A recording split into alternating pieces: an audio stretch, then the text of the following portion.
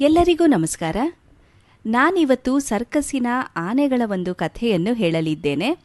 ಒಂದಾನೊಂದು ಕಾಲದಲ್ಲಿ ಸರ್ಕಸ್ಸಿನಲ್ಲಿ 5 ಆನೆಗಳು ಸರ್ಕಸ್ ಮಾಡ್ತಿದ್ವು. ಆನೆಗಳನ್ನು ಸುಲಭವಾಗಿ ತಪ್ಪಿಸಿಕೊಳ್ಳಬಹುದಾದಂತಹ ಒಂದು ದುರ್ಬಲವಾದಂತಹ ಹಗ್ಗದಿಂದ ಕಟ್ಟಲಾಗಿತ್ತು. ಒಂದಿನ ಸರ್ಕಸ್ಸಿಗೆ ಭೇಟಿ ನೀಡಿದಂತಹ ವ್ಯಕ್ತಿಯೊಬ್ಬರು ರಿಂಗ್ ಮಾಸ್ಟರ್ ಅನ್ನು ಕರೆದು ಕುತೂಹಲದಿಂದ ಕೇಳ್ತಾರೆ, ಈ ಆನೆಗಳು ಈ ಹಗ್ಗವನ್ನು ಮುರಿದು ಏಕೆ ಓಡಿ ಹೋಗುವುದಿಲ್ಲ ಎಂದು. ಆಗ ರಿಂಗ್ ಮಾಸ್ಟರ್ ಹೇಳ್ತಾರೆ, ಈ ಆನೆಗಳು ಚಿಕ್ಕವರಿದ್ದಾಗಿನಿಂದ ಇದೇ ಹಗ್ಗದಲ್ಲಿ ಕಟ್ಟುತ್ತಿದ್ದೇವೆ.